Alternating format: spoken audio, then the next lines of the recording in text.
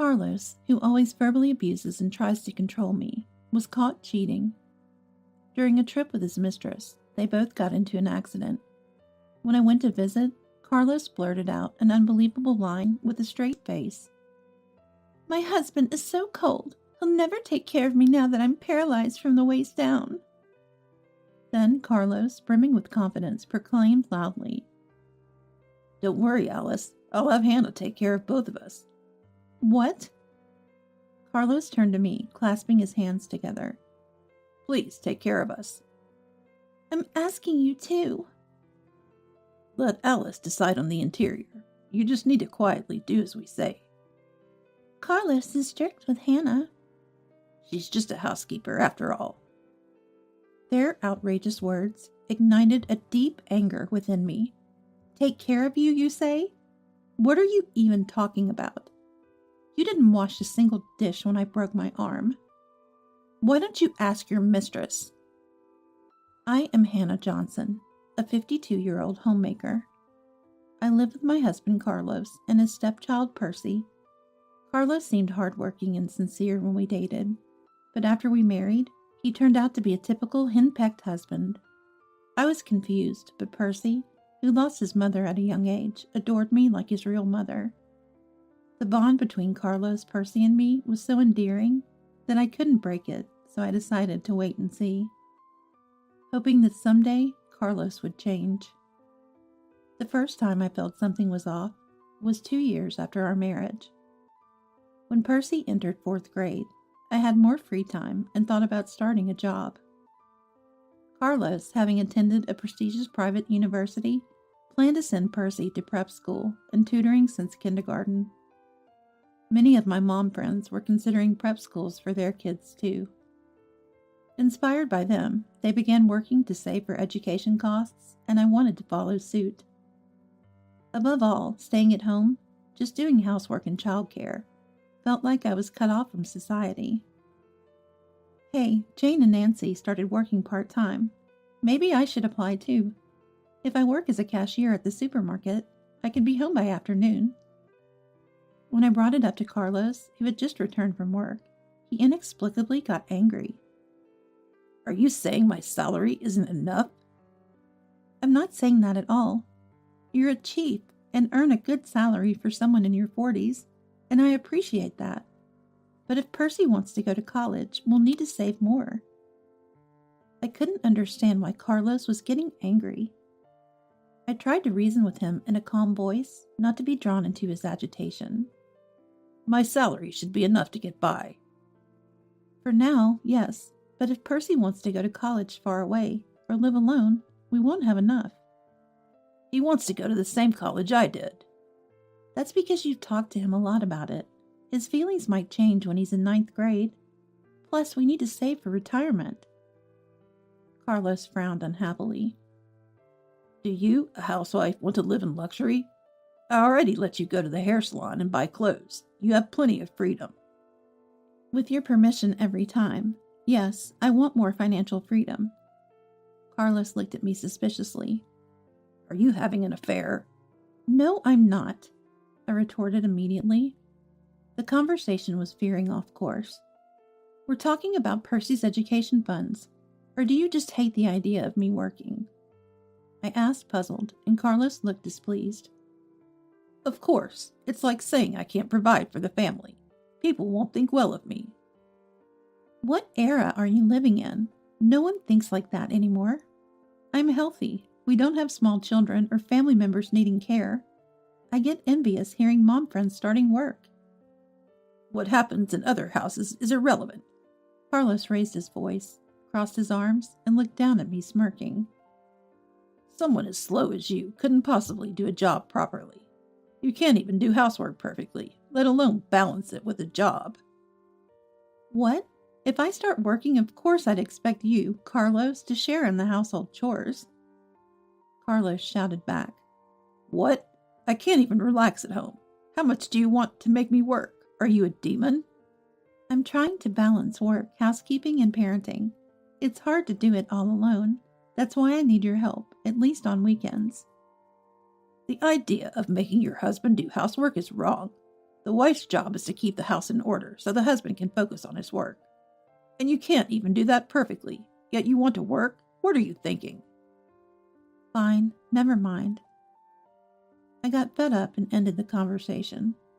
There seemed to be no hope of working outside. I gave up on convincing Carlos and continued as a housewife, focusing on childcare and housework.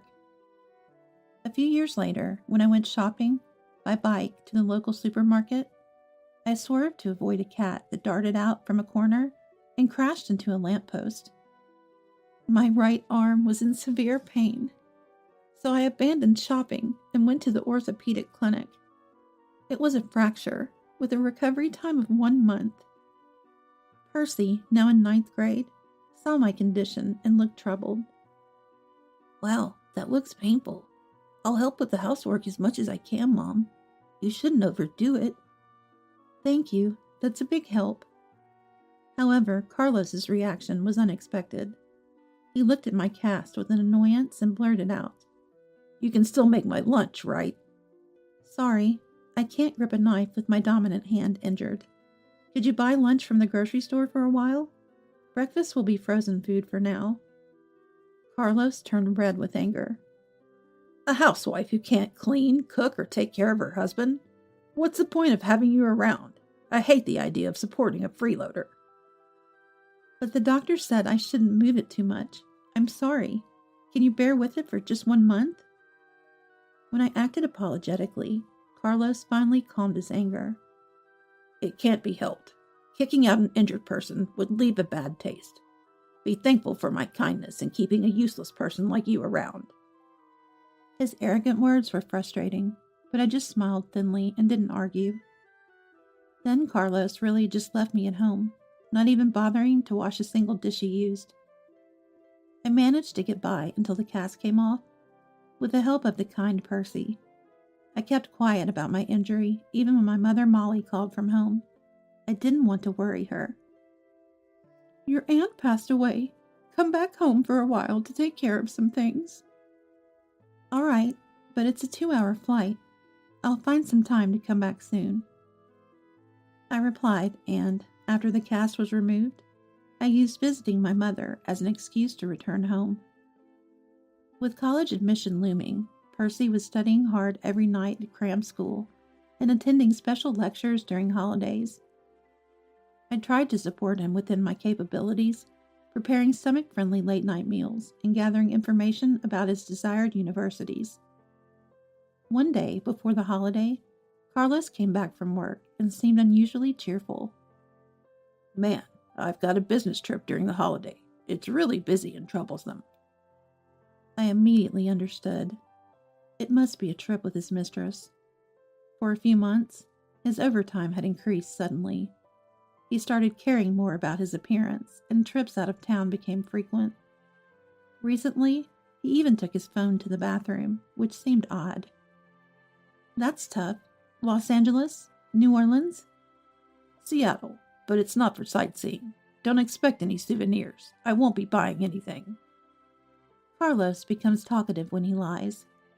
He never brought back souvenirs from business trips before. I almost laughed. As Carlos happily packed his brand-name suits and shirts into his suitcase, I said pointedly, You seem quite excited for a business trip. I'm going to play golf with a client. He's a good match for me, and I'm looking forward to dinner too. Oh, really? There was even a Seattle guidebook nearby. His blatant lies angered me, so after Carlos left, I spread out divorce papers on the dining table. Recently, while Carlos was asleep, I unlocked his phone using his fingerprint and confirmed his exchanges with his mistress. Messages like, You're the only one for me. We need to be careful not to get caught by your wife. And let's lie about a business trip and meet at a hotel were undeniable. I took photos of the messages and sent them to my phone. There was no escaping this evidence. But with limited proof and not wanting to disturb Percy before his exams, I planned to confront Carlos about divorce after gathering more evidence, like photos of the two together. While cleaning, an unknown number called my mobile phone. Suspicious, I answered.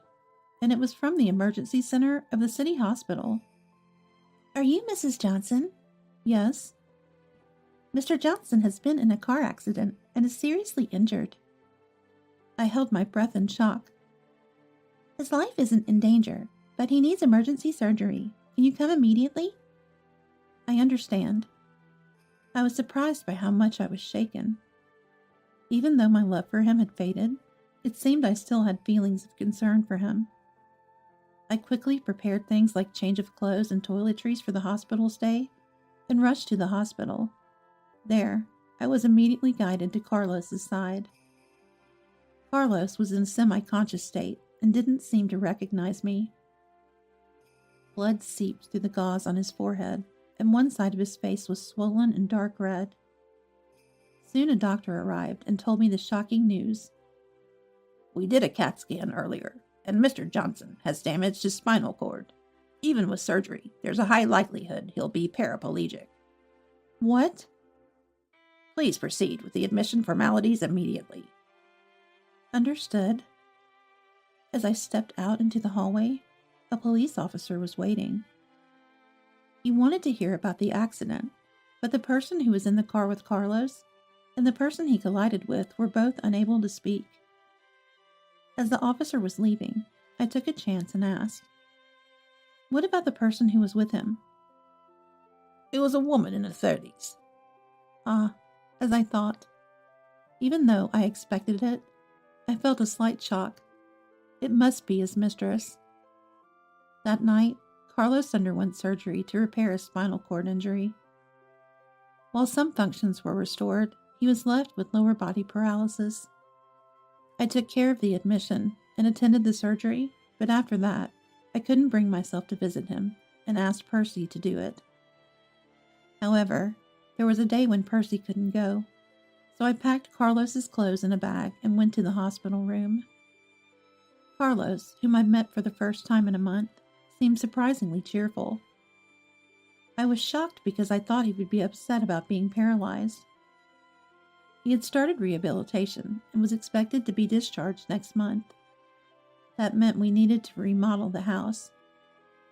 Our old house had steps and narrow corridors, making it quite inconvenient for wheelchair use. We would receive disability benefits, and Carlos could switch to remote work, so money wasn't a problem. But the thought of having to take care of Carlos in the future weighed heavily on me. With this situation, it seemed hard to bring up divorce, like abandoning an injured person. I was about to just hand over the clothes and leave when Carlos invited me to the lounge. I'll treat you to a coffee as a thank you for coming. No, that's okay. Don't be shy. I thought maybe he had gone a bit crazy from hitting his head, but when we got to the lounge, the mystery was solved. In a deserted room, a woman in a wheelchair just like Carlos was waiting for us. Alice, it's been a day. Carlos, I've missed you. It's hard to meet with all the tests and rehab. Carlos's sloppy demeanor made me tighten my expression. So, this woman was his mistress. They must have had the accident while on a date. I watched them hug each other, leaning forward from their wheelchairs with a feeling of disbelief. What was Carlos thinking? Introducing me to his mistress? Carlos is lucky to have such a kind son. He'll be in good hands after discharge. Alice sighed. My husband is so cold. He'll never take care of me now that I'm paralyzed from the waist down. Then Carlos boldly proclaimed, Don't worry, Alice. I'll have Hannah take care of both of us. What? In front of a stunned me and Alice, Carlos turned to me, clasping his hands together. Please take care of us. Oh, right. Taking care of one or two. It's all the same. Alice, convinced, mimicked Carlos and clasped her hands together. Please, I'm asking you to, and while you're at it, make the room cute when you remodel it for wheelchair access. I absolutely refuse to live in a room with bad taste. Right. Hey, let Alice decide on the interior. Your taste is the worst. You just need to quietly do as we say. Carlos is strict with you, Hannah. Of course, she's just a housekeeper. Their conversation ignited a fierce anger within me. Take care of you, you say? What are you even talking about? You didn't wash a single dish when I broke my arm. Why don't you ask your mistress? I coldly retorted, and Carlos and Alice stared at me in surprise. Hey, what are you talking about? Alice can't take care of me either, since she's also paralyzed from the waist down. Carlos frowned and then came up with an idea. Ah, my bad for not introducing her properly. Hannah, this is Alice Davis, wife of manager Edmund. I know. Nice to meet you. I'm Alice Davis. Alice greeted me with a sweet, coquettish voice and turned to me. Hannah, are you misunderstanding something? I was just seeking advice from Carlos. Carlos nodded in agreement. I'm 17 years older than Alice. It's not like she's my mistress. Alice likes older men, right? Edmund is 3 years older than Carlos. Carlos looked surprised. You know a lot. Well, she seems to like older men. Do I look like the type of man who would mess around with his boss's wife? I looked at Carlos with cold eyes. No, I know exactly what kind of person you are. Unaware of my disdain, Carlos passionately spun his big lie. See, when Edmund invited me to go golf, I visited their house. Since then, I've been giving Alice advice occasionally. That's right. Carlos is so reliable. I end up talking to him about all sorts of troubles with my mom friends. Oh, Hannah, are you jealous? I'm sorry. Alice smirked slyly. Interesting. In our 10 years of marriage, whenever I complained to you, I got yelled at, and when I sought advice, you belittled me. That's because your problems were too trivial. I thought they weren't worth my attention. Carlos muttered his excuse. This time, we just happened to meet on the street. We had time before her train, so we were moving in the car to find a place to talk comfortably. Then, unfortunately, we got involved in the accident. It was a disaster for us, wasn't it? I was amazed at how effortlessly such lies came to him. However, Alice went along with it, smiling. Right, we were just going to have coffee and talk, and then we got into an accident.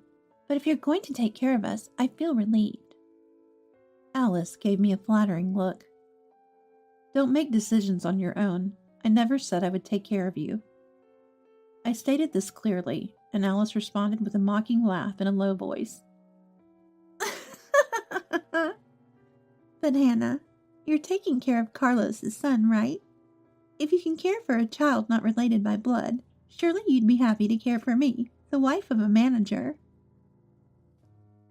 Exactly, Hannah. For the past 10 years, I've been supporting you. So as a way of repaying me, you should take care of me and, of course, Alice. Their nonsensical reasoning left me speechless. So you're going to stick with just a confidant story? Don't be ridiculous. Even middle schoolers can come up with better excuses. I glared at them and spat out. Why don't you just admit it? I was having an affair. What affair? Where's your proof? Carlos raised his voice in an uncharacteristically high pitch, clearly flustered. That's right. If you suspect something between us, then show some evidence. When I confronted them with the vivid exchanges and photos of Carlos and Alice in bed saved on my mobile phone, Carlos turned pale. How dare you look through my phone? There are things that are acceptable and not acceptable even between spouses. I don't need to be lectured by someone who cheats. As a father, having an affair with your boss's wife while your son is working hard studying for exams is despicable. Shut up. You're not even related by blood. Don't act like his mother. Carlos's words hurt me. True. No matter how much I loved Percy as my own son, I couldn't compete with his blood-related father, Carlos. One of my fears in not divorcing sooner was the worry that young Percy might choose Carlos over me. As I bit my lip, a loud noise echoed in the quiet hallway. A nurse was pushing a bed towards us. The nurse entered the room and stopped the bed next to me. Glancing at the person lying there, I screamed in shock. "Edmund?" "What, Edmund?" Carlos also exclaimed in surprise, moving his wheelchair towards us. "Mr. Davis, I'll come pick you up in 30 minutes. "Understood, thank you." The nurse bowed to us and left the lounge, and Edmund used the bed's reclining feature to sit up. "What a surprise! I heard you were discharged, so I didn't expect to see you here at this time." "Sorry to startle you." Edmund laughed, shaking his shoulders. "I told Alice, but I made it clear not to tell Carlos. I didn't want him to run away." "Edmund, you were diagnosed with full-body contusions, right? Did you find anything wrong after that?" "Yeah, I felt worse last night, so I was admitted again for a precautionary CT and MRI. "Huh? Edmund, you were injured too?" Carlos looked puzzled, was met with an awkward expression from Alice. Wait, Carlos didn't know about Alice? I wondered. I had heard from the police officer on the day of the accident. Carlos's severe injury was caused by crashing into a car at a red light at high speed. And the person he hit was Edmund himself, who had contacted me. The person Carlos hit was Edmund, and the woman in Carlos's passenger seat was Edmund's wife. From Alice's reaction, it seemed that Edmund had been visiting her, and Alice had been instructed by Edmund to keep silent about the fact that their opponent was Edmund, and that he would be coming to talk to Carlos in the lounge tonight. "The car you hit at 150 kilometers per hour was mine. You were unconscious, so you didn't realize it." "What?" "I was conscious, so I knew," Alice said sourly. And Carlos's eyes widened in shock. "Then why didn't you tell me?" "I did, when the accident happened. I said it was my husband's car." "Not that. We dated here the day before yesterday. You should have told me then." "If I had told you, my husband said he would demand a $50,000 affair compensation from you," Alice shouted. Just a minute ago, she was cute, but now she screamed with a demonic expression. "You were just a fling. I never intended to divorce my husband.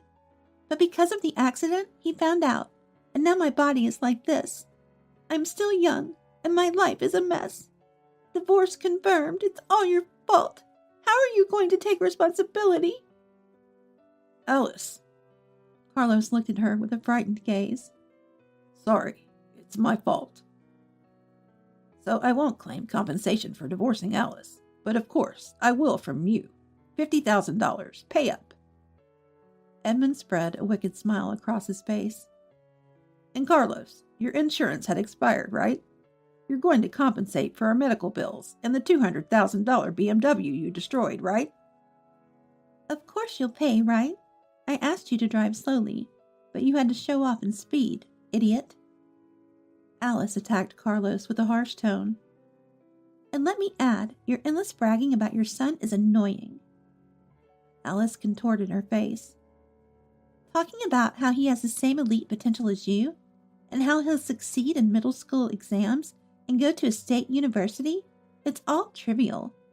You're a chief, but you're stingy with gifts, choose second-rate hotels and third-rate restaurants. I wondered what kind of woman would be married to someone like you. And it turns out she's not much either." "What did you say?"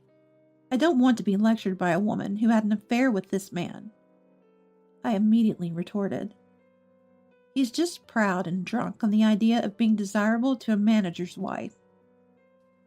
Any young and pretty woman would have done for him. That's why he drove recklessly to show off." Carlos, apparently guilty, looked down. "If I mattered to you, you would have driven carefully, and now you want me to take care of your mistress too? That's a bad joke." "Shut up!" Carlos snapped at me, and then hesitantly spoke to Alice. "Alice, you're getting divorced from Edmund, right? So there's no problem with you marrying me." He stubbornly persisted even in this situation. "No way, I've already told you." Alice firmly refused. "I'll just rent an apartment after I'm discharged and live alone with the help of a home caregiver. I never want to see your face again, after putting me in this situation. She then pointed her finger at me and mocked. This man, after all his verbal abuse, still expects you to take care of him. How much has he belittled you? It's pathetic. Alice, stop it. Goodbye. Don't contact me anymore. After saying her piece, Alice skillfully wheeled herself back to her room. Carlos, you're paying the compensation and medical bills, plus the car damages. You'll get the bill after discharge. As the conversation ended, a nurse waiting outside the lounge came in. As Edmund's bed was pushed by the nurse around the corner of the hallway, Carlos, who had been watching, exploded in red-faced anger. Damn it, that woman, pretending to be in love with me, changes her attitude as soon as I become paraplegic. He came over in his wheelchair and clung to my arm. You'll take care of me, right? You're my wife, after all. I refuse. I pulled out the divorce papers and a pen from my bag and slammed them on the table. I thought I'd endure until the exams were over, but I've reached my limit. Sign these now.